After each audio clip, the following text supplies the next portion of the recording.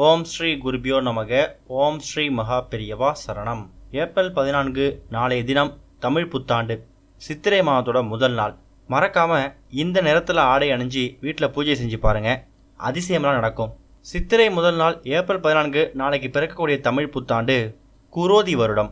பிறக்கக்கூடிய இந்த வருடம் பல பேருக்கு நன்மையை அளிக்கக்கூடிய வருடமாக இருக்கும் அப்படிங்கிற மாதிரியும் ஜோதிட சாஸ்திர நிபுணர்கள் தெரிவிச்சிருக்காங்க. சூரிய பகவான் குரு பகவானோடு சேர்ந்து அமரக்கூடிய ஒரு அற்புதமான நிகழ்வு. இந்த ஒரு நிகழ்வு 12 வருடங்களுக்கு ஒரு முறை தான் நடக்குமா. அப்பேற்பட்ட நாள் அன்னைக்கு இந்த ஒரு தமிழ் புத்தாண்டு பிறக்கிறது ரொம்ப ரொம்ப விசேஷமான ஒரு தினம். பொதுவாகவே தமிழ் புத்தாண்டு அப்படிங்கிறது அந்த வருடம் முழுக்க நமக்கு எப்படி அமைய போகுது அப்படிங்கிறத முடிவு பண்ணக்கூடிய ஒரு முக்கியமான நாளை தான் நம்ம பார்க்குறோம். நம்ம செய்யக்கூடிய, நம்ம சொல்லக்கூடிய, நம்ம பேசக்கூடிய எல்லா விஷயங்களுமே இந்த வருடம் முழுக்க நமக்கு சிறப்பாக இருக்கணும் அப்படின்னா தமிழ் புத்தாண்டு அன்னைக்கு நாம் சில வழிமுறைகளை ஃபாலோ பண்ணி தான் ஆகணும். அந்த வகையில் காலையில் தூங்கி எழுந்ததுக்கு அப்புறமா கனி காணுதலை பற்றி நம்ம பல பதிவுகளை சொல்லிட்டு தான் இருக்கோம். காலையில் தூங்கி எழுந்ததுக்கு அப்புறமா ஒரு கண்ணாடி ஒன்று வச்சு அது முன்னாடி நவதானியங்கள், மா, பலா, வாழை, முக்கணிகள், சில்லறை நாணயங்கள், ரூபாய் நோட்டுகள்லாம் வச்சு அந்த கண்ணாடியில் அந்த பொருட்கள்லாம் செய்கிற மாதிரி பார்க்கணும். அதுதான் கனி காணுதல்.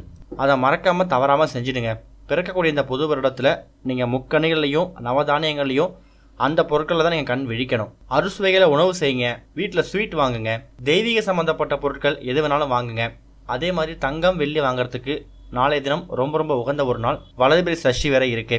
அந்த வகையில் நாளைக்கு ஏப்ரல் 14ஆம் தேதி அன்னைக்கு இந்த நிறத்தில் ஆடை அணிஞ்சு பாருங்க. அதில் முதல் நிறம் என்ன அப்படின்னு கேட்டிங்கன்னா மஞ்சள்.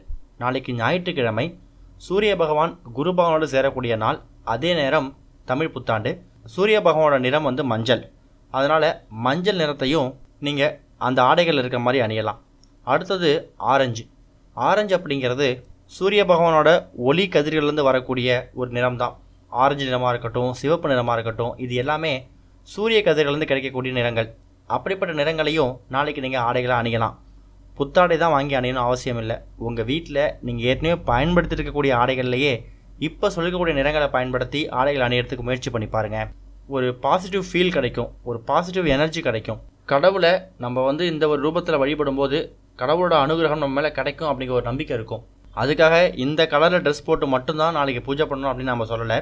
நீங்கள் பண்ணக்கூடிய பூஜை முறைகளுக்கு ஒரு கூடுதல் நம்பிக்கை, ஒரு கூடுதல் சக்தி கிடைக்கணும் அப்படின்னா தாராளமாக இந்த மாதிரி நிறங்களில், அதாவது மஞ்சள், ஆரஞ்சு, சிவப்பு, இது மாதிரி நிறங்களில் ஆடைகள் அணிஞ்சு நாளைக்கு தமிழ் புத்தாண்டு அன்னைக்கு நீங்கள் பூஜை பண்ணுங்கள். அதே மாதிரி காலையில் 7:30 மணிலேருந்து 8:30 மணி, இதுதான் தமிழ் புத்தாண்டு அன்னைக்கு நீங்கள் பூஜை பண்ணுறதுக்கான ஒரு சரியான நல்ல நேரம். அன்னைக்கு வளர்பிறை சஷ்டி திதியும் இருக்கிறதால மறக்காமல் முருகப்பெருமானை வழிபடுங்க, சூரிய பகவானை வழிபடுங்க.